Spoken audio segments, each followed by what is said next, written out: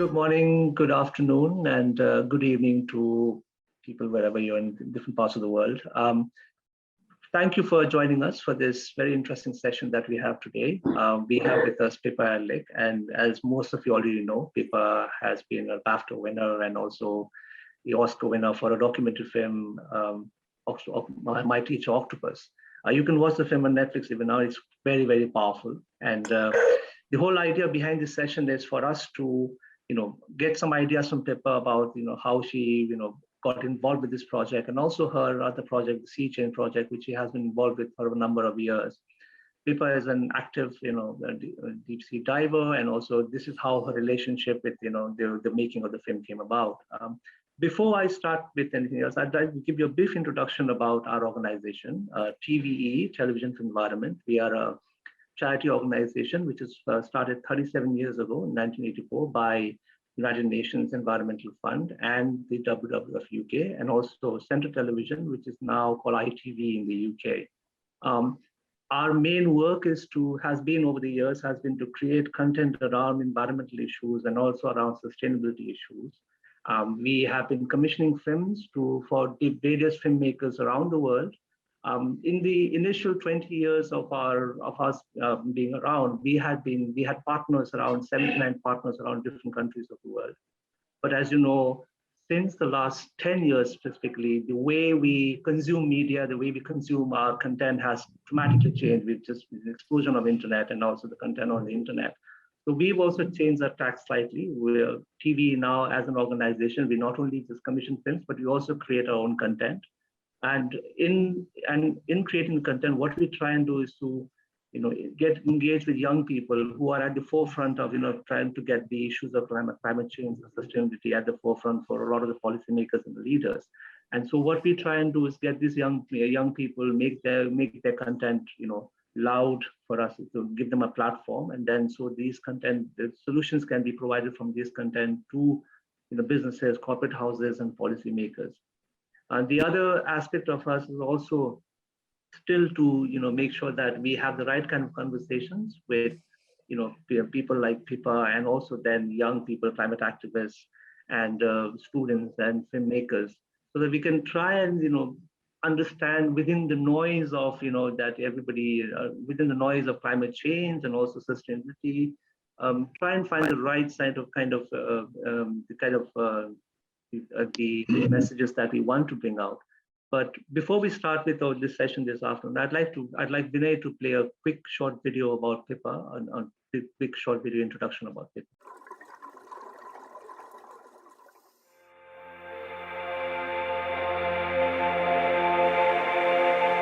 Until you've gone underwater in the kelp forest, you wouldn't have a clue what you're in for. When you look at it from the land and you just see these kind of brown spiky things floating on top of the water, and you imagine it's going to be quite unpleasant.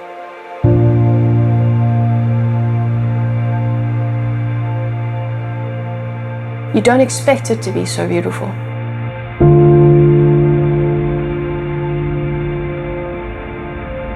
From that very first dive, I just felt like I had tuned into something that was very, very good for me. And I felt like I was dropping into reality, the reality of the natural world, in a way that I never had before.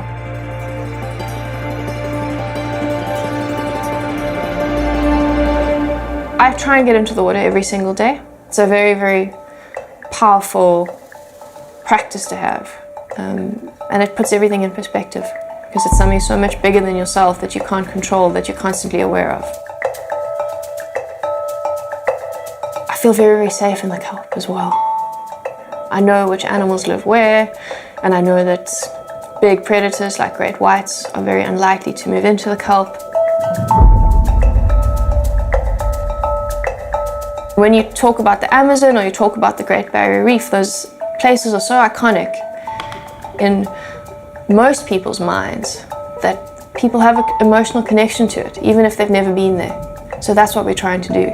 We're trying to connect people emotionally to the Great African Sea Forest, which is this place that we really, really love and are dedicated to protecting. Skin diving is basically free diving, but not using a wetsuit. And in tropical places, I think it's normal to do it that way. But where I live in Cape Town, the water can drop to 8 degrees in certain months of the year.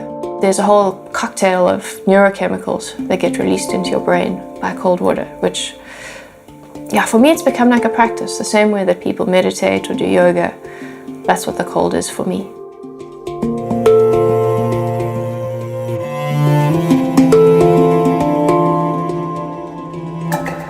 A kelp forest is very much like a rainforest on land. It's a 3-dimensional space that you move through like a jungle. I'll just go in with a mask, be completely barefoot in the forest. It gives you a completely different feeling. Sometimes you kind of move through that and you feel like an aquatic monkey.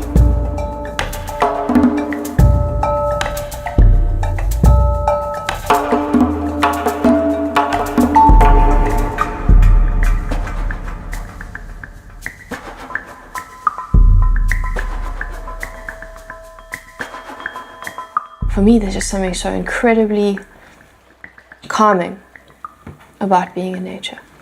I think the human psyche would evolve into a very unhealthy space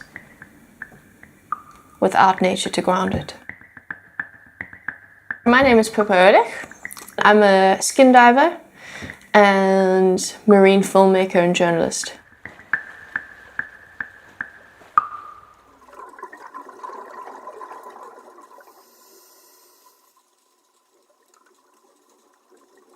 So this was a very brief introduction for Pippa, but to talk more about herself and also the wonderful work that she does, I'd like to introduce Pippa Ehrlich to you. And Pippa, on to you, please. Hi, Karma. Thank you very much for having me today. I know I've been talking to TVE for almost a year now, so it's really exciting to meet you all at last. So to give you a bit of background on me, obviously, the last year of my life has been crazy and unexpected, with the success of My Octopus Teacher, which was a project that I really just started because I loved the kelp forest and I read the treatments, and I fell in love with the story. And I was very lucky that Craig Foster asked me if I would be interested in helping him make it into a film. But I've been interested in nature for my whole life, and I got into working for the oceans as a marine conservation journalist with an organization called Save Our Seas Foundation. And that was where, I always wanted to be a filmmaker, but I had such a specific interest in marine conservation.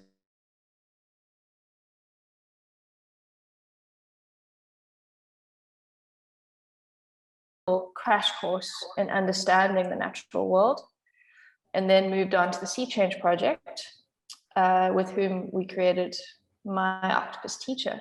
And what Sea Change does, we have a kind of two-pronged approach. We have a very specific mandate, which is around protecting kelp forests and raising awareness for kelp forests all over the world, because most people don't realize that 25% of our global coastlines are covered by kelp forest.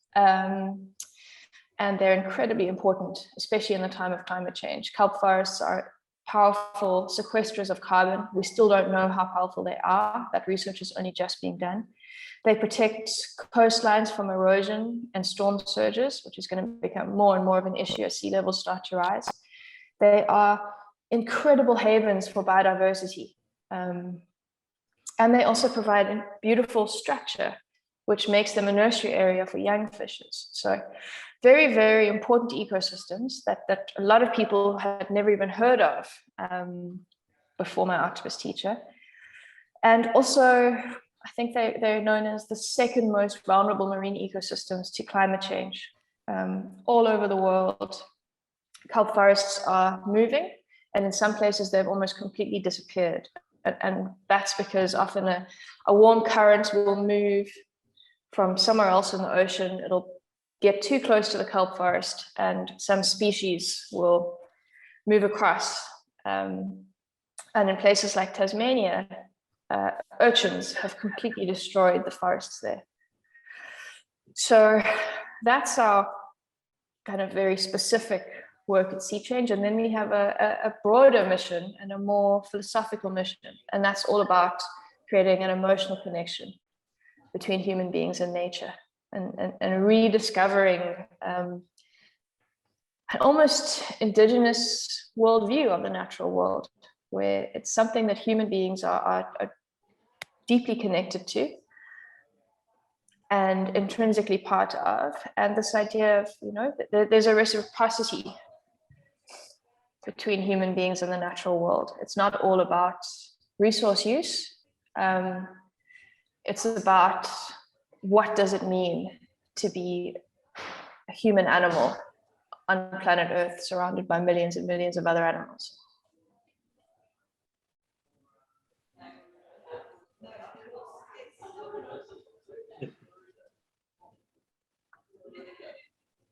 Can you hear us, Pippa? Yes. Okay, great. Okay. So, I mean, we'll come to a few of the films. I mean, just a few house rules. We will, after this, we will have a few of the films which we have been running competition, for the last few months. The competition is from a project called Bio Movies. The Bio Movies competition, what it does is we hold a competition called the Global Youth Video Competition every year. This is in fact our 9th year for the competition. And what we do is we give out specific topics to young people across the world on certain ideas that they can, propagate. And these films are anywhere, very short films, anywhere between 3 to 3.5 minutes to maximum 5 minutes. And then what we do is once the films come in, we look at the content quality, structure, and also the storytelling ideas behind it. And then we go through a jury process. And then, and as you know, Pippa, you've also seen these films. We have these films to show later, and then you can give us a quick feedback, and then we can have a Q&A session about it. But before that, I'd like to introduce everyone to Ridhima Pandey. As you know, today is also, it turns out the timing is well for us as well, because today is the Youth Focus Day at the COP26 Summit. And that's why this session is also, for us engaging with young people. Brief introduction about Ridhima Pandey. Ridhima Pandey is a 14-year-old climate activist in India who campaigns against climate change. She's currently a member of the COP26 Youth Advisory Council. She's also a TEDx speaker and ambassador of My Future, My Voice. And she's also recipient of Sanctuary Asia's Young Nationalist Award for 2020. Her story, when she was 9 years old in 2017, she filed a suit against the Indian government, asserting that the government has not taken significant steps against climate change, which they agreed for in the Paris Agreement. And Pandey, along with 15 other children, also including Greta Thunberg and Ayakia Melithafa and Alexander Vladislavov, filed a complaint to the United Nations Committee on the Rights of the Child, accusing Argentina, Brazil, Germany, France, and Turkey for violating the Convention of the Rights of the Child by failing to address the climate change issue adequately. Currently, through her work, she is currently spreading awareness in different cities across India and across cities and schools in India. We've invited Ridhima. She's also our young ambassador for TVE to say a few words with regards to how important it is for young people, young activists, young filmmakers to interact with people like yourselves, who have made this great content which has hit out the right notes for across the world. So Ridhima, just a few words from you. Thank you so much. Hi, Pippa, and hi, everyone. It's finally, it's amazing to finally see you, because, I'm working on a project with Nicholas Brown, and he has a lot to tell about you. So, every time, during dinners and stuff, it's just like every time Octopus Teacher just comes in. So, it's finally very nice to see you. Thank you. I've also heard a lot about Nick Brown. And I'm very excited about the project that he's working on. So. Yeah, everyone is.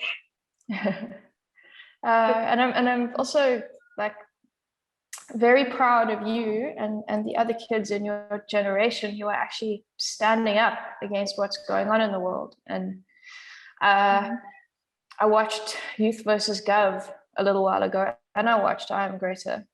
And during watching both those films, there was a kind of deep sadness in me, because if I'd stood up like that when I was a kid. And if my contemporaries had done that, we would be in a very, very different situation now. So well done to you guys for being so brave and so determined, and making the enormous sacrifices I know you must be making to do this work. Thank you. Yeah, so I mean, I don't really have much to talk about today, but the things that I have that I would touch upon is like the COP26 that's going on, and also, I mean, the role that documentary films have. I mean, how documentary films, how they've played an important role in my life. And yeah, just to start off with, I feel like COP has been given a huge hype this year. But I mean, I didn't attend that, but you know, what I can see through my friends' tweets and stuff like that, it seems like a little mess, you know, not getting proper, you know, entrance from the entrance to, you know, cropping out the activists just because of, you know, they are not white or stuff like that, or they are, you know, from African or Asian regions. It's just like, you know, because I mean, at the very end, the activists that go to the COP are the ones not only just representing themselves, but somewhere representing their communities and, you know, and their indigenous communities and representing their whole country, because they are the ones staying in their country, facing the problems, facing the, you know, effects that, you know, climate change is having on them. And they are there to tell everyone that what their government and what their leaders say is not every time true, or is not always up to the mark. Because I mean, for my government, I can say they made kind of like the very kind of remarkable statements there, but I mean, the ground result is what I know is really. So it's really important. You know, COP has a huge importance because at the very end, that's the only platform I can say where all the countries go and somewhere feel like, you know, even if they just say it, it just makes them realize that yes, in a way they are responsible and they have to take actions and they have to make certain changes. But it just seems like, because we have been having it for a long time, and I can't really see a concrete action that has been come up from the COP. So I feel like COP is really important, but it needs to be more and more, you know, drifted towards, you know, seeing the real actions rather than just having the world leaders there and listening to their, you know, big statements and their, you know, speeches, as Greta said, like blah blah blah and stuff like that. But it really needs, you know, the action is what is been needed right now. And I feel like the participation of the youth is really important, because at the very end, you know,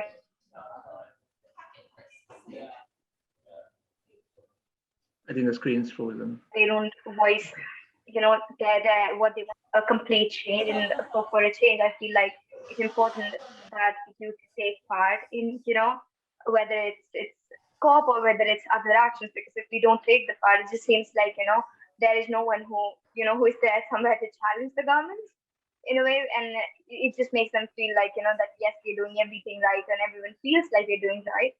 And yeah, that sort of is why I feel like it's important for the youth to voice their opinions, whether it's COP or anything else.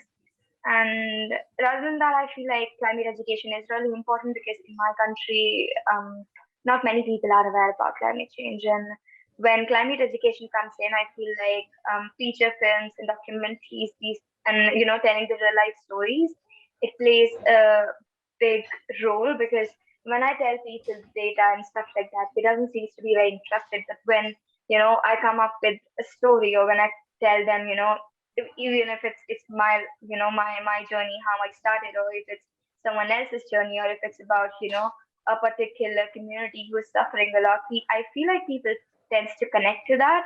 And it's more impactful when people see it, you know, rather than just hearing it. So I feel like climate education is important, because at the very end, if the community is not going to be educated about climate change and what's happening and what can they do, and you know, what they're doing is wrong, then you know, we can't really hope from them, or we can't really expect them to take much of an action. So I feel like climate education plays a bigger role. And climate films are like, you know, sitting at your home and seeing the problem of, say, you know, places like, you know, I'm sitting in India, but seeing the problems of Brazil, or seeing the problems of indigenous communities and seeing the problems of communities in Amazon, and seeing how they are taking action, or sitting at my home and listening to the things and stuff that is happening all around the world, but sort of is being able to connect to that because I'm seeing what is happening rather than just hearing it. And when you see it, you can feel how intense or how bad that is. And yeah, that sort of is how I feel like how all these documentary films and stuff is important. And I feel like everyone who's watching, if you tell your real life stories to people, I feel like it would be more impactful in a way because people would be able to connect, and it would be, a jackpot if it's a feature film or if it's something that people can see and can connect to. And yeah, that's it from my side. I think you said something very powerful there when you talked about the importance of feeling as opposed to seeing. And I think sometimes that the reason it's taken us so long to actually get real about climate change as an issue is for a very long time we've relied only on information, and we've had all that information, and it's been so important, but nobody's listened to it. And I think there's something in human psychology around the translation between what's in our minds and what goes down into our hearts. And yeah, I think the way that you guys are standing up and putting your stories out there and putting your fears out there and sharing your anger and disappointment in how things have been handled so far and how your futures have been jeopardized. I think that's really given people a sense of how we should be feeling about climate change and how urgent all this really is. So I hope that the dialogue can move now away from the anger and the terror into something that's around action and solutions. Yeah, and I hope that filmmakers can work at finding stories and examples of where things have worked and creating some kind of vision, not for the terror of what we face now, but for what the world should look like and can look like in terms of creating a planet that is still livable for your kids and your grandchildren. Thanks, Ridhima. That is really powerful. I think you're right. Getting this messages out. Getting the right kind of content out. Just in regards to that, Pippa, we wanted to ask you. We've got a lot of young, filmmakers here in this group, and they have the right ideas in mind. They have the right processes in mind, but somewhere down the line, we want to understand is how does one distillate that into a concrete project, or how does one approach, even a business house or a corporate body or even a production agency? How does one approach? I know it's a minefield, but are there any specific ideas? Should one be very passionate about one particular subject, or should one be looking at different projects and constantly looking at ideas behind it? What's the right way to approach? I think a mistake that a lot of filmmakers made, and it's a mistake that I made many times when I was still figuring out what I was doing, is you you attach yourself to an issue that you feel very strongly about, and then you try to build an argument around that issue. And I think that's a very hard model to get right, because that's not how our brains work as human beings. We make sense of our world through stories. So when you're trying to get a message across, it should always be around, if it's a short film like Fast Fashion, which I'll speak around later, then you can work with something conceptual and that can work very well. But if you're looking at a longer story, it's all about having an incredible story with very, very powerful characters. That is what speaks to people's hearts. And I think if you have that, then it's a lot easier to go, and that's a story with a beginning, a middle, and end, and some kind of hero's journey. That's just how our subconscious works. And I would say that if you're a young person and you're passionate about making films like this, the first thing you need to do is find yourself a mentor. that for me has been the biggest game changer in my world. Having someone who believes in me and guides me and can put me back on the right path when I'm getting lost. And also people who have connections in that world. It took me 10 years of working as a filmmaker and journalist to have any clue of how to even get onto the first rung of the ladder. So it really is about having wise and supportive people around you who believe in your passion, I suppose, and working really hard. Yeah. I think you mentioned connections. That's the most difficult aspect, getting the right connections at the right time and, getting the right mentorship. Yeah. But talking of mentorship, I think we'll move on to the winning films for the Biomovies competition this year. Pippa, you've seen the films. They are, in their own rights, they're very, very creatively made.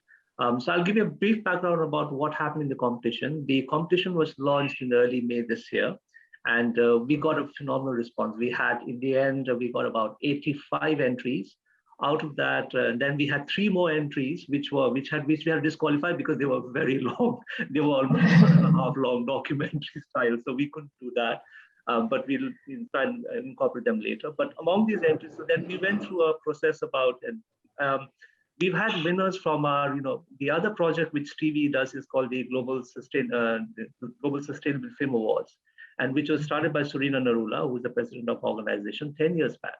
And we've got all the filmmakers from, who are won in different, especially as experts in their fields. So what we do is we send these films in batches to these filmmakers, and then they have shortlisted these films down, and then they have, chosen the winners. And then you've seen the last, finale of the last 3 films and the fourth, and also the 4th film. So these films, the competition was launched in May. We had 3 main categories, or 3 main ideas behind the competition. The messaging was 1 around biodiversity, 2nd around climate change, and 3rd on sustainability. We were not only looking at, for them to raise awareness about these issues, because also with all the noise around, we know these issues, awareness is there, but also looking at certain solutions which they could think about, certain in their own respects. It does not have to be large, grandiose ideas about these solutions, but small local solutions which they could think about themselves. So we've had a phenomenal response, and what I'd like to do is to start by each film, and then we can talk about it. You've seen this film. So the first film, I'll ask Vinay to play out. The first film is a film by Zachary Greenleaf. He's part of an organization called the Wapikoni Mobile. This is a non-profit organization based in Montreal, Quebec, in Canada. They host educational workshops and film screenings to raise awareness and educate the wider public about the indigenous cultures, issues, and rights. So each year, the Wapikoni Mobile, they about 300 to 400 young people participate in their program, and the workshops, they create about 50 short films and about 30 to 40 musical recordings. And you'll understand why I said music because of the films they made. So they have like young musicians and filmmakers coming together about raising some issues. So I'd like Vinay to first play out this film, and then Pippa, and we can talk about this film further.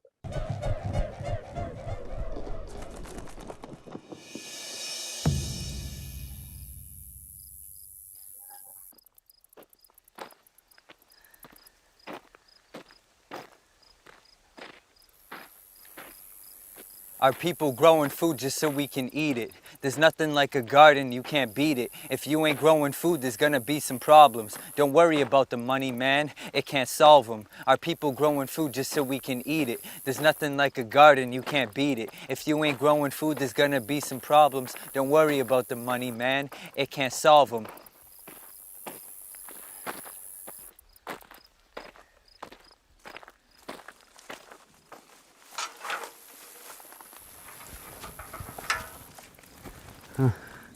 An old spring harrow. This looks like a tiller. I believe this is a potato planter.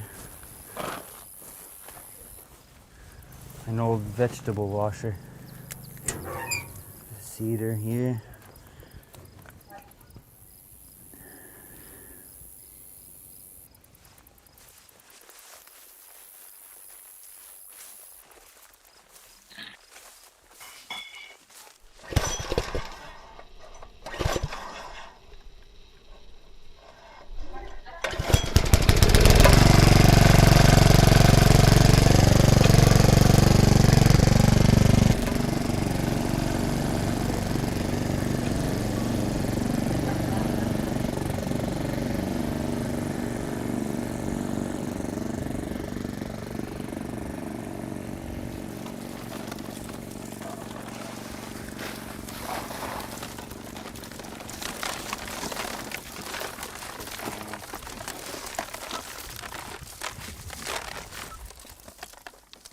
us just doing this right here is like being independent, you know?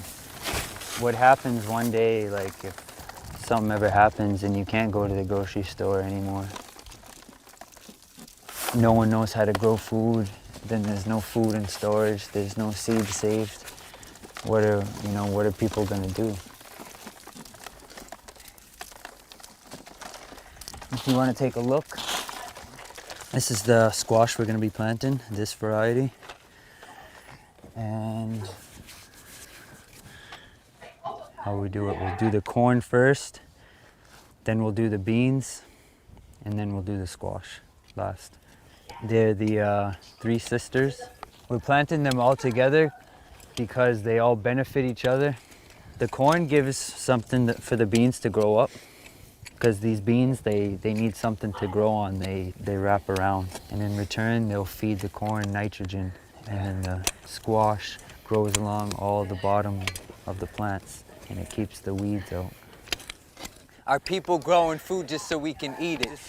There's nothing like a garden, you can't beat it. If you ain't growing food, there's gonna be some problems. Don't worry about the money, man. It can't solve them. One step, and you put this 3 to 5 seeds in front of your foot, and then you do the same thing again in front of this foot. Our people growing food just so we can eat it. There's nothing like a garden, you can't beat it. If you ain't growing food, there's gonna be some problems. You put a lot because the birds will take some and some won't germinate, and yeah. Don't worry about the money, man. It can't solve them. Our people growing food just so we can eat it. There's nothing like a garden, you can't beat it. If you ain't growing food, there's gonna be some problems. Don't worry about the money, man. It can't solve them. You're gonna take 2 beans now, and you're gonna put them right with the 3 to 5 seeds of corn. Don't worry about the money, man. It can't solve them. You're gonna take 1 seed and put it in between the 3 to 5. Growing food has always been my passion along with rapping, so I decided to mix the two just to see what would happen. The result, my seed came crashing to earth. Then a green leaf with lyrics began to sprout from the dirt. I guess it just proves you have to go through the pain and the hurt to know what life's worth. Down in the dirt, but now my leaves are out in the sun, it's the source. I don't have to worry, man, she's got me on course. I'm just a young native that's feeling the force.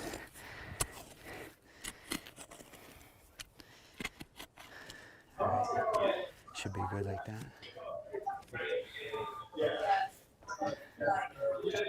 Yeah. Just wait. Actually, just a little bit at a time, and we'll back this down.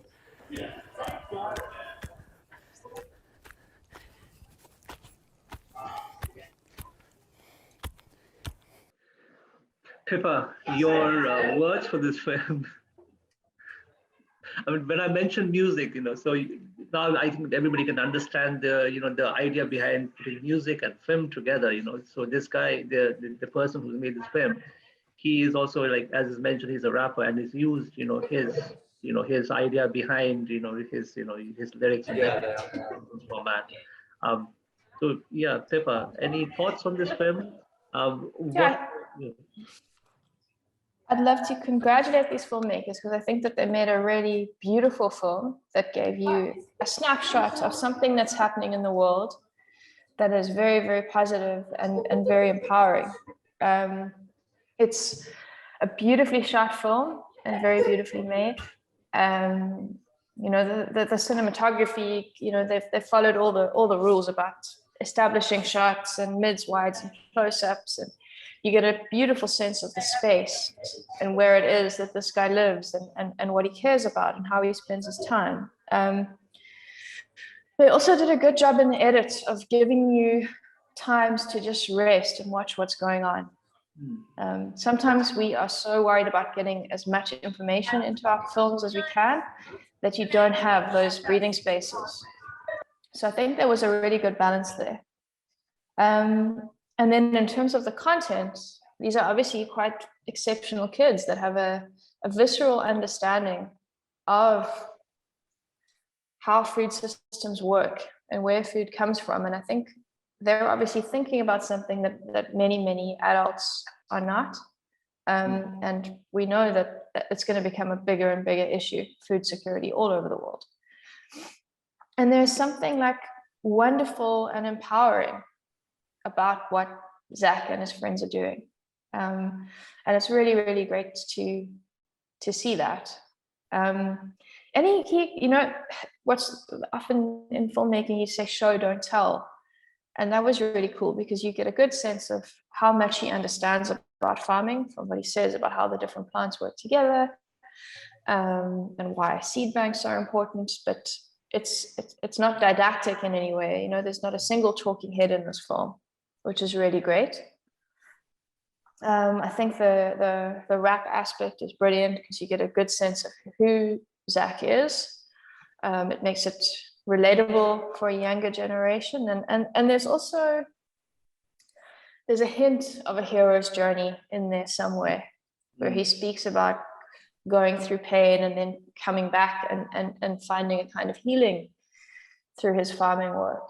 And I think, yeah, that's, if they were going to expand on the story, then that would be a good place to go. But yeah, well done. Really, really cool film and an easy film to watch.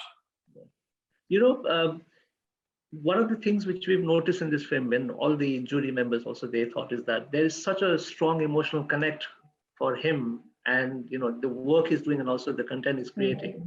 Do you think, like, also with the work you created with the Octopus My Teacher, do you think that is very, very important? Or should we just make it like, you know, a talking head document format, giving the right information? You know, even that is also powerful. But do you think it's more important for us to have this emotional connect? I think that feeling is what drives people. I think it's been scientifically proven that when it comes to behavior change and decision making, whether we know it or not, our subconscious is actually far more in charge than our conscious mind. So you have to speak to people's hearts, because that's where you're really going to influence people. And I think what Zach's done, and certainly what we did with Octopus Teacher as well, is we told a story about something that we know well and that we really, really care about. And that always makes for powerful filmmaking. And I think a mistake that a lot of young people make when they're starting out in journalism or photography or filmmaking is you think you've got to go and find your story on the other side of the world. And you've got to go and spend a lot of money getting there and stress yourself out. And you're going to find something exotic that no one's ever seen before. But often the most powerful stories emerge from things that are happening on your doorstep that you have a deep personal connection to. Yeah. No, I think that fits very well with the next film. So, you know, the whole idea behind connecting to what's locally in your own area and then, you know, trying to get that message out.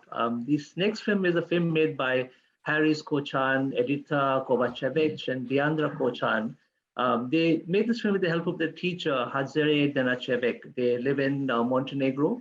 They wanted to highlight a little solution which they thought about in their town in Ulcinj.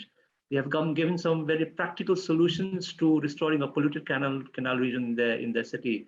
And the judges thought that this was an interesting film to, you know, to give in an award. Vinay, could you play the film, please? Ulcinj, biser Mediterana, oaza mira, zadovoljstva I duha prirode. No ipak, pored svakog sjaja na ovom biseru, mi ćemo vam danas ispričati priču o ni malo manje vrijednoj školjci, jer iako vječiti sluga morskog šuma I talasa, vječita riznica zlatne istorije, Ulcinj je opet vječiti rob ekoloških razaranja. Na sjeverozapadnom dijelu prostrane I duge pjeskovite Ulcinjske obale, između rta Đeran I ušća rijeke Bojane, smješten je jedan zaliv. Međutim, to je mnogo više od zaliva. To je luka, pristan, kanal, ali I knjeginja. To je Port Milena. Port Milena sa kanalom koji opkoljava Solanu bila je prepoznatljiva našoj I stranoj javnosti po kalimerama, starom načinu ribarenja. Do zemljotresa 1979. godine bila je najveći rezervat ribe I mrijestilište.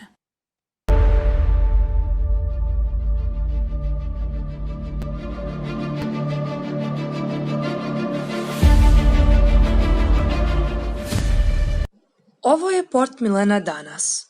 Moderan objektiv zna da zavara, Uvjerit ćete se, nekadašnje boje Port Milene u potpunosti su nestale. Danas kalimere nijesu vrijedne ponosa. One ukazuju na to koliki smo gubitak doživjeli u srcu turističkog dijela grada, gdje počinje velika plaža na očigled brojnih turista. U nju se uliva rijeka Bratica, jedan od najvećih zagađivača ovog kanala i luke Milene, koji danas nazivaju septičkom jamom. U rijeku Braticu ispuštaju se otpadne vode i fekalije 1200 stambenih objekata koji nemaju uređenu kanalizaciju. Nijesmo ovladali to da je više savršenstvo u kaplji vode nego u bilo kojem stroju kojeg je čovjek napravio. Port Milena može povratiti svoje davno izbledjele boje, svega uz nekoliko jednostavnih koraka. Potrebno je zaustaviti nelegalnu gradnju objekata. Za naselja čije se otpadne vode ulivaju rijeke Bratica i Brdeva, neophodno je izgraditi kanalizacionu mrežu. Potrebno je produbiti i proširiti korito kanala, kao i očistiti ga od čvrstog otpada, obale kanala urediti zelenilom koje se uklapa u ambijent i oko njega izgraditi biciklističku stazu, pospješujući tako zdrav život Ulcinjana. Kako bi osvježili kanal Milenu čistom vodom, neophodno je povezati ga jednim regulacionim kanalom sa rijekom Bojanom. Na početku prokopanog kanala iz Bojane bi se regulisao hidrauličnim vratima protok vode. Ovaj kanal bi osvježio kanal Milenu, a istovremeno sa kanalom Šaskog jezera regulisao bi se vodostaj ova 3 objekta. Uradimo ovo. Krenimo tokom Port Milene kroz Lucin, Crnu Goru, a zatim i cijeli svijet. Sačuvajmo naše vodene ekosisteme.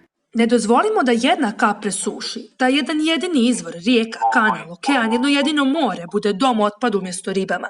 Jer kako reče Benjamin Franklin, kad izvor presuši, tek onda znamo vrijednost vode. A dobro znamo da je na hiljade ljudi živjelo bez ljubavi, ali još niko bez vode. Okay, 280. Barbara, hello. Yeah, but at the moment, you know, all what is needed is 80, which is cash and. Thank you. Did we see the end of the last bit of the film? Vinay? I'll play it again. Yeah, just the last bit. Can you play the bits where we missed, please? Ulcinj. Osvježili kao i očistiti ga od čvrstog otpada, obale kanala urediti zelenilom koje se uklapa u ambijent i oko njega izgraditi biciklističku stazu, pospješujući tako zdrav život Ulcinjana. Kako bi osvježili kanal Milenu čistom vodom, neophodno je povezati ga jednim regulacionim kanalom sa rijekom Bojanom. Na početku prokopanog kanala iz Bojane bi se regulisao hidrauličnim vratima protok vode. Ovaj kanal bi osvježio kanal Milenu, a istovremeno sa kanalom Šaskog jezera regulisao bi se vodostaj ova 3 objekta. Uradimo ovo. Krenimo tokom Port Milene kroz Lucin, Crnu Goru, a zatim i cijeli svijet. Sačuvajmo naše vodene ekosisteme. Ne dozvolimo da jedna kap presuši, da jedan jedini izvor, rijeka, kanal, okean, jedno jedino more bude dom otpadu umjesto ribama. Jer kako reče Benjamin Franklin, kad izvor presuši, tek onda znamo vrijednost vode. A dobro znamo da je na hiljade ljudi živjelo bez ljubavi, ali još niko bez vode. Right. So this was a very different sort of take by the jury members as well. They thought this was a very practical problem they saw, the children saw, and then they looked at a very practical solution to it. So your thoughts on this paper, you know, this kind of, hitting the message hard home, would this also work? Pippa, you're on mute. Yeah, sorry about that. Absolutely. I think this is a great film and a great example of what can happen when you sit down and really try to think through a problem and how to solve it. And, you know, my big area of interest is the destruction of our oceans and how to protect them. But actually, freshwater ecosystems are probably under a lot more pressure than the oceans even. And it's actually completely shocking when you look at this film and you look what's happened to that canal. And it's sort of unthinkable that it was allowed to get that bad. And I imagine that there are similar stories playing out all over the world. So yeah, I really commend these kids for highlighting that and putting their heads together and thinking about what I was talking about earlier, like what would the vision be for a solution to this problem, and what would it take to fix it?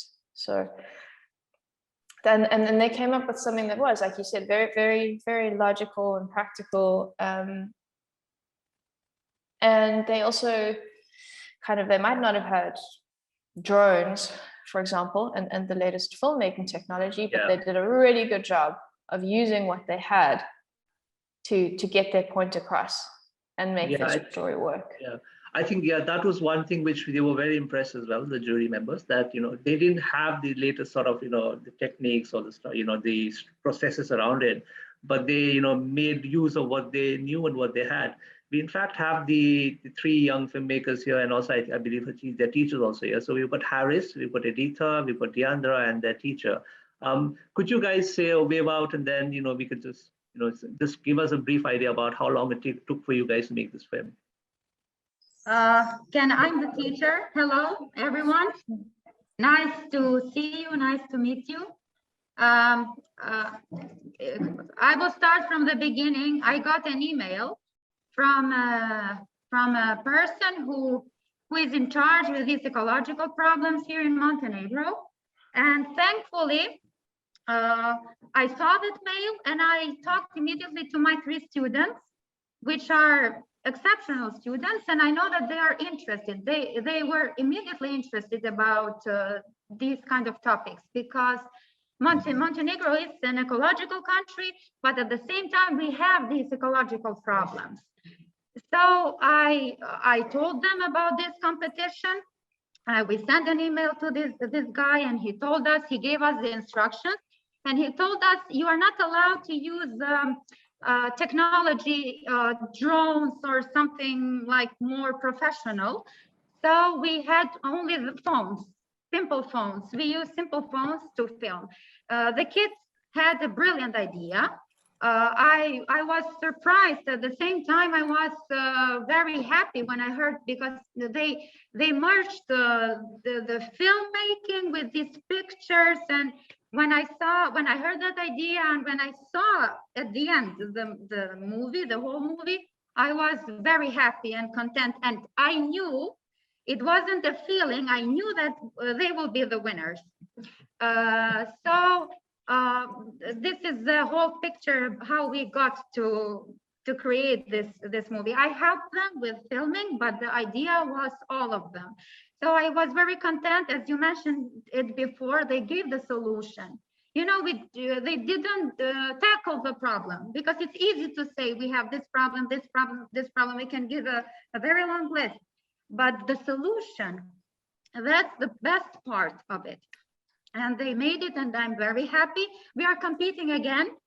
We got the same mail again this year, so we are competing again, and we will try to be better at filming and at editing, and because we have these little problems, but as an idea, I think it's a very interesting idea, and it was conceptualized in a good way, and it was realized in a pretty good way. Congratulations, all three of you, this and the teacher. It's really commendable work. But yeah, I mean, in terms of, if you need any sort of feedback in terms of how you want to improve the way you want to present the film and all that, we have a little network of people, and also, of course, people like Pippa, who can just give a little feedback here and there. So yeah, please be in touch again. But congratulations, we'll be in touch with you with your awards. We'll be sending it out to you. Let's go on to the third film. The third film was, again, this is a film submitted by Keep Scotland Beautiful. Now, Keep Scotland Beautiful is an organization which works with young people across Scotland to highlight issues around sustainability and the climate crisis. They've worked with children as young as 4 to 5 year olds, all the way going up to 20-year-olds. So this is the film which the film talks about the dangers about fast fashion and how it's really we need to think about this. Vinay, could you play that film, please?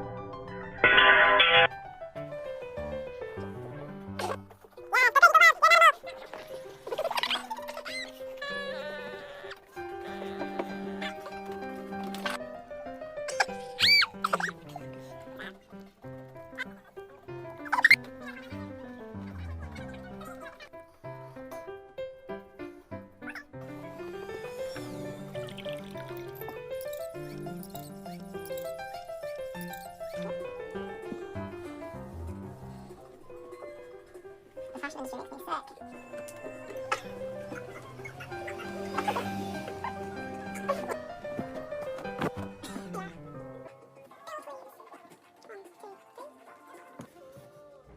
cough, planet Earth.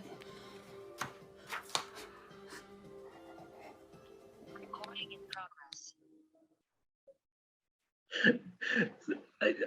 I think the jury members also felt like this film, the very, very interesting take at getting the message home across to all of us, using comic and also, and also fiction to, bring about, send the message across. So again, Pippa, I mean, this kind of work, would it just be, would it just suffice for us people, for us to watch it and then, we have a laugh about it, we get a bit of the message and then forget about it? But do you think this kind of method would also work? Does it stay with, viewers going forward? Next time anyone go and buy some, piece of shirt or a trouser? I think this was a brilliant film. I think it was kind of a very, very powerful PSA, public service announcement. And I think the kind of thinking that went into this is the same kind of thinking that goes into award-winning advertising campaigns. So it's not narrative storytelling, which is what I do as a documentary filmmaker, but it makes an incredibly powerful point in a very creative and impactful way. It's super easy to watch. You kind of entertained the whole way through. I was pretty grossed out at times. I mean, I know about fast fashion, but there was something about the way that it was packaged here that really hit me in the chest. And I think they did a good job of creating a strong emotional impression, but also giving you some very, very useful facts that put everything in perspective. So there was a fantastic balance there. Yeah, just very, very clever thinking. I think, these guys, they should definitely be looking at creative agencies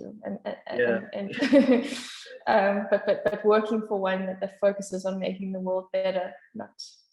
And I think looking at how we know how well advertising works because we can see the rates of consumerism on our planet, and to apply that same kind of thinking to sustainability and regeneration, I think that's where we need to move. So yeah, very exciting work. Yeah. Congratulations to Keep Scotland Beautiful for this film. We have Catriona Ray from Keep Scotland Beautiful, and if you could, Catriona, if you could just give us a brief sort of outline about the work that you guys do and also the kind of the films that you are making, because I know we had about 12 films from you, and it was so difficult for us to decide which film to finally decide on. But yeah, Catriona, if you could say a few words for us, please. Okay. So Keep Scotland Beautiful is a charity, and we do a lot of programs for young people and communities. We run the Eco Schools program and Young Reporters for the Environment through the Foundation for Environmental Education. We do carbon literacy training for young people, for teachers, and for communities. We do environmental quality monitoring training for local authorities and government officials.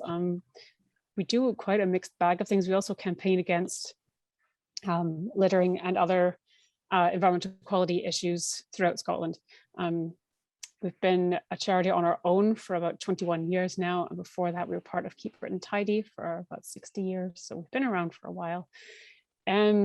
Our films were made as part of a project we did called the Youth Climate Film Project. It's moved on now to also include educators, but the films in particular that you've seen were done by youth groups. So Fast Fashion Dining was actually made by young people from Remote Youth as a community group. And what we wanted to do was to provide some kind of creative outlet for young people, in addition to the training that we offer, which is more academic and all about carbon literacy. We also wanted to provide some kind of creative aspect to it as well. So we partnered with Screen Scotland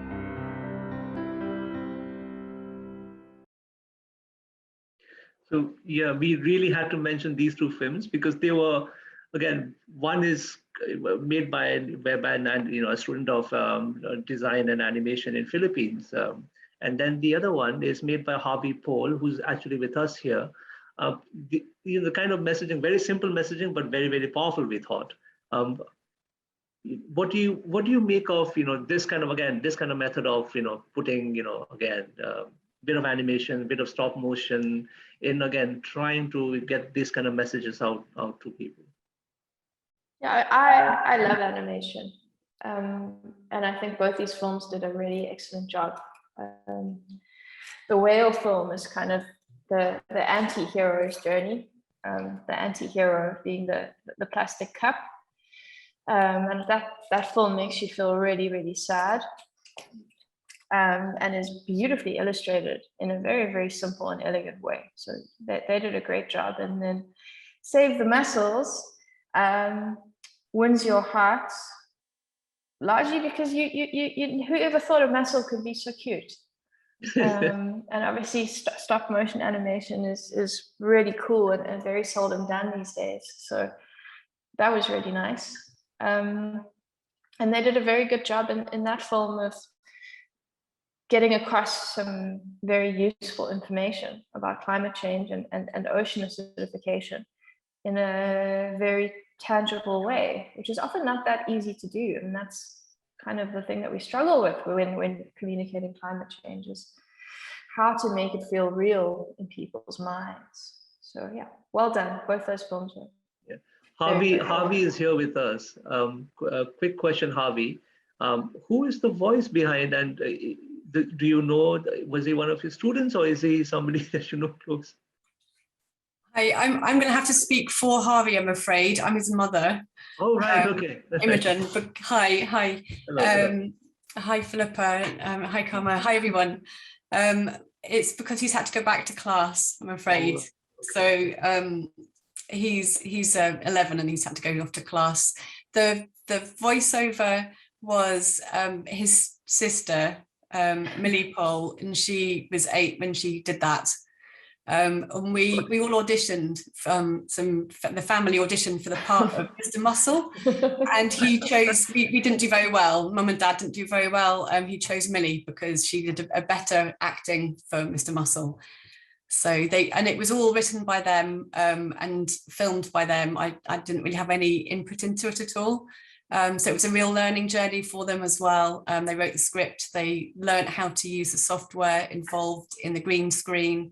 It was a labour of love, I think. It went on for months and months. I lost half my sitting room to it all, to the filming studio. But they worked out lots of problems around just the editing of it, but they worked it out. It was Harvey really worked it out and got there in the end. Really enjoyed doing it. He learnt a lot along the way. Oh, thank you. Did he the techniques behind stop motion and all of the filming techniques, was somebody there to help him, or did he pick this up on his own? How did he go about doing this? He'd not done it before, and he more or less picked it up on his own, but he did have a lot of support from a youth, he's part of a youth group called Everything Electronics, which is run by some amazing volunteers locally, and they provided some of the equipment that we wouldn't have had, like a big green screen, and they also had allowed us to use their software that they had. So Premiere Pro was used to do the editing, and so they had some instruction already in how to use Premiere Pro, and that was passed on to Harvey. But there were a lot of new things that he needed to do which they didn't know how to do, so they all learnt together, and a lot of it he just worked out as well as he went along. No, that's brilliant, and congratulations to Harvey. That's a really good film. Pippa, thanks for your for the very valuable feedback for all these films. We have a number of other questions from other filmmakers and young people here, if you have the time. We'll go back to your Q&A later after this. But before that, I'd like to request Serena Narula, who is the president for TV, to say a few words about the competition and the idea behind the TV Biomovies competition. Serena? Yeah, good morning, everybody. So the idea behind bio movies is obviously to involve young people in what we are doing, because it's a little bit, I think, my background of working with street children for 30 years. So street children are the most vulnerable group in the world. Whenever there is an environmental disaster, they are the first ones to come on. Children are the first ones to be affected by them. So if, there's a tornado, you'll find more children ending up on the streets because they lose their parents. So, I mean, I'm having worked with kids for the last 30 years, street children specifically. I also came to realize that they are closest to the problems. So getting a film from them would be things we don't see as adults. We are right on top of, at a height. And these children are observing so much more. And they're seeing the problems. I mean, they're yet not caught up with the emotional and financial issues that we all are caught up in. And they see things very, very clearly, So just to give you a small example, I have a 2-year-old grandson, 2.5-year-old, I think. And I was trying to tell him in the car, I said, I have only 5 minutes to drive from here. I can't tie your seatbelt. Please do it. This is my grandson. I said, please, why don't you hold the seatbelt and we can go a little bit. He calls me Daddy. He says, Daddy, you are teaching me to do something wrong. So these kids, 2.5-year-old, and he's so perceptive that I have to do the correct thing. I mean, it's just amazing how children can come up, young people can come up with solutions, and they can make, I guess, they see the problem in a closer way than we do. So bio movies is one such thing that we have got on, so after doing the Global Sustainability Film Awards, where we have, big filmmakers making these films on sustainability, we thought, we should have young people involved. And that is the idea that went behind bio movies. Thank you, Serena. Now on to, we have a number of other people who want to, post some questions to Pippa. But in the meanwhile, Vinay, could we have the video from TVE for our awards?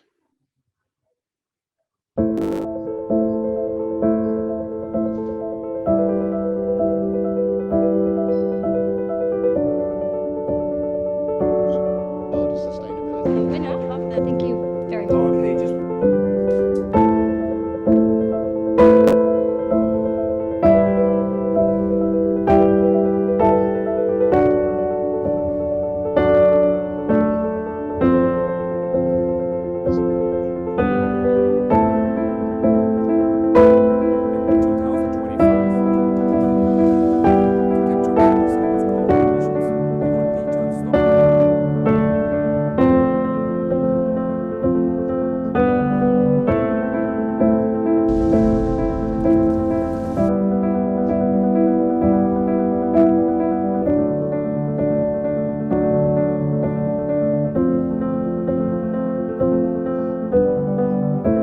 The power of film and storytelling can't be underestimated to create change. When we started the Global Sustainability Film Awards, the idea was not just to do corporate social responsibility outside of the company, but also to change things within. Not just to develop and use sustainable products, but to create a whole culture of sustainability throughout companies and their employees. Increasingly, we are putting the environment higher up the agenda. And that's reflected in some of the incredible films that we are here to celebrate this evening.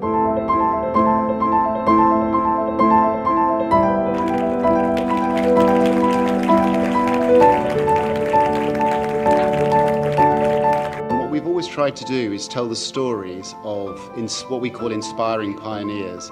People that are really whose lives and work we want to celebrate through film, tell their story in the most emotional way we can, to reach out to people and make them inspired to do things themselves. And as a team, I think we recognise that while stories of environmental degradation are now cutting through to a mainstream audience and having real impact of fear and anxiety and a desire for change, this is actually not being matched by stories of hope and optimism. stories that actually generate a sense of agency. So these pioneers already have the answers that we need. Television documentary has the power to make change, and with the passion comes hope for a better future. So thank you so much. This is a great honor.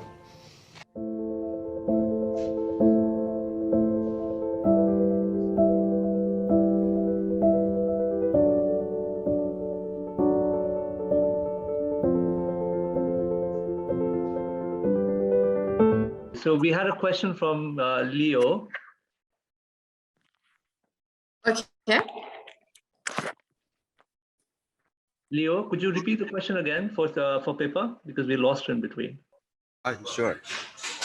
As a filmmaker, my question is more focused on the storytelling, and I watched the film My Octopus Teacher 3 times. I think it's really interesting. I found there's 2 storylines in the story, but the one is about how octopus survive in the ocean, and the other one is the emotional storyline of Craig. And how do you think of the connection between the 2 storylines, and how did you determine the storyline of Craig's emotional line when the conversation with him, and how did you make these two storylines combine each other? I think it's very important. Thank you. Well, yeah. So this was our biggest challenge in structuring the film and getting the storytelling right. We always knew that both stories were very important. And I think Craig and I made this film together. It wasn't just the subject of it. So for him, kind of sharing his love for nature and the important role that nature and the octopus played in his journey was really, really critical. And we thought about doing it in different ways. We started off with a voiceover, and we went down that journey for a while, which just didn't work the way we wanted it to. And when we got the interview right, it was a massive breakthrough for us. And for that, I need to give a lot of credit to my co-director, James Reed. But you have a big challenge. The more characters you have in your story, the harder it is to fit everybody in, especially with documentary filmmaking, because you want powerful characters and you don't want to just kind of touch on them. You want to be able to introduce them in a very meaningful way, and condensing 50 years of human life and a year of octopus life into 90 minutes is a major challenge. And that's probably why it took us 4 years to make this film. But yeah, I think, you know, that the octopus's story is expressed through the lens of Craig's experience. And that was a very, very powerful way of blending the two together.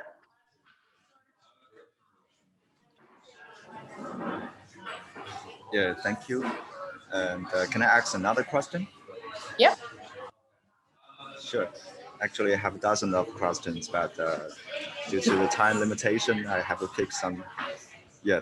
The second one is the movie showed us the extraordinary world of octopus, but instead of focusing on the octopus at the very beginning, you first introduced the story of a Craig, and the octopus didn't appear until 12 minutes of the film, and the relationship between the octopus and the protagonist didn't establish until 28 minutes. It's really important, and I think it's quite different from the way of Chinese documentary. It actually reminds me of the 3-act play in the feature film. And how did you choose this kind of storytelling? And is that the way you prefer? We just went with the hero journey, you know, and we knew that the octopus was a very powerful character, powerful avatar for opening the door into the world of nature. But Craig struggled was going to be the main structure that led us through the story. I mean, telling Craig's story was much harder than telling the octopus's story. She's got such a beautiful arc to her narrative that just kind of And I will say that coming up with the tease, the 2.5 minutes right at the beginning of the film, where you see the octopus and you get a sense of what's coming, that was really important for us, because we knew that without giving people a sense of where we were going and getting them excited about that and excited about all the incredible things you were going to see from the octopus's world, we would struggle to get through those first, I think it was about 12 minutes before he kind of meets the octopus. So yeah, we did the film at least 50 times. It took a long time to get to what you see now. Thank you, Leo. I think we are running way over time, so I think we have Seema. We have 2 more questions. I think, is that okay by you? Yes, we have 2. Yeah, we have 2 more questions, and I think one is from Nisarg. And Nisarg, would you like to ask the question yourself, or should I read it for you?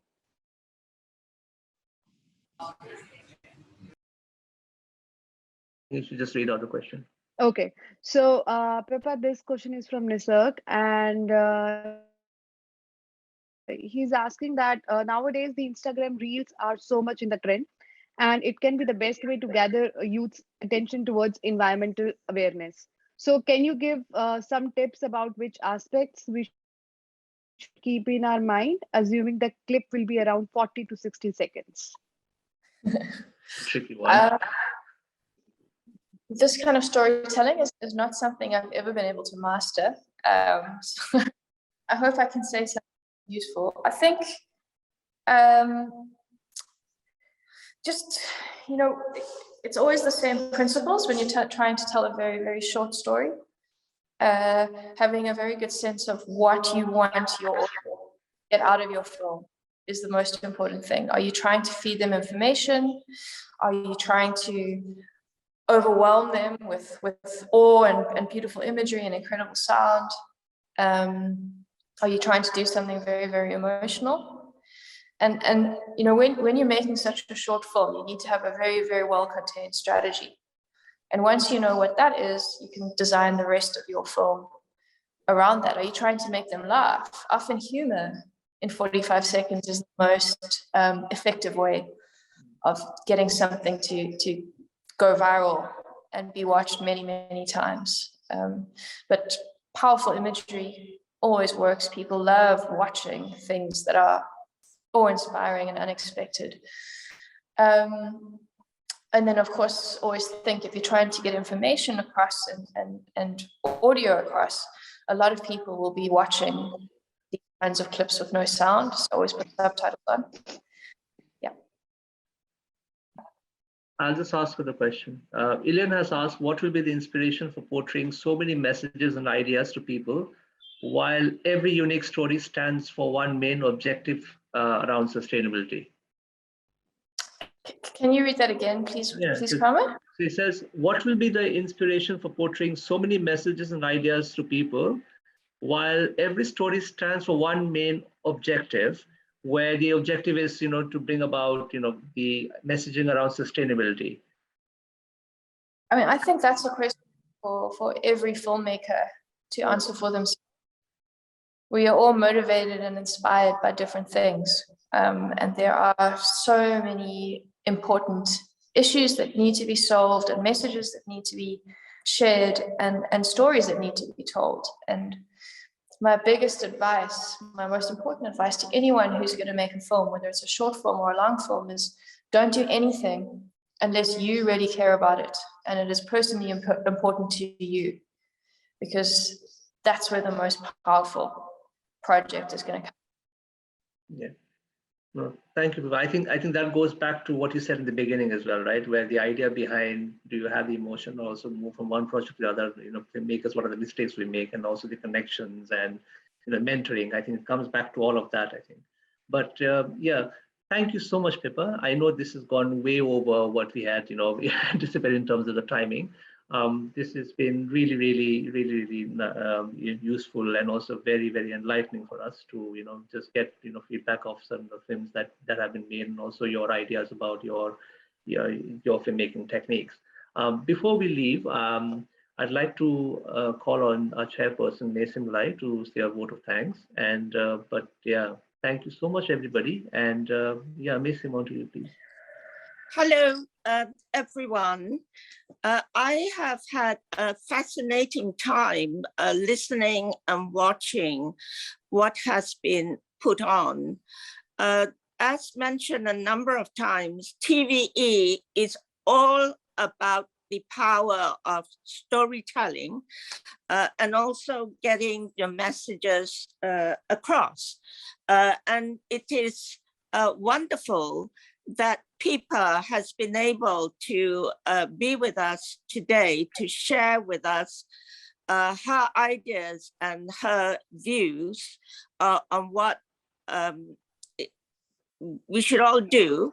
And also, I'm delighted that we have involved so many young people today. I think for a long time, climate change, everybody thinks, well, no, it's nothing to do with me, it's to do with the big corporates. But we are running out of time, and the very clear message now is that corporates have to do something about it, large or small SMEs. We as individuals need to do something about it. And also young people need to do something about it. And we need to do something about it for young people because it's their future. So I would like to thank everyone involved with organizing this, in particular Karma, also Pratik, and Vinay, and Dennis, Seema, and all the people who have contributed and asked questions. So that's a lot happening on TVE at the moment. We have just had a very successful Diwali and COP26 event and also on Monday, Karma is going up to COP26. Again, he will be working with a young team of volunteers. TVE is one of the selected media partners of climate action, which is running the innovation zone at COP26. And then I think Karma has also played to you the Global Sustainability Film Awards clip. And that is the next big thing that we are all working on. So the GSFA is a wonderful initiative that Serena founded 10 years ago to invite entries from all over the world to highlight the good things that they are doing to tackle environmental and sustainability issues, but also extremely important to highlight the solutions that we can all think about.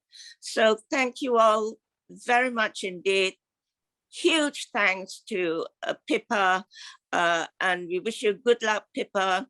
We were so proud to be connected with you when we heard that you won the BAFTA and also the Hollywood Oscar.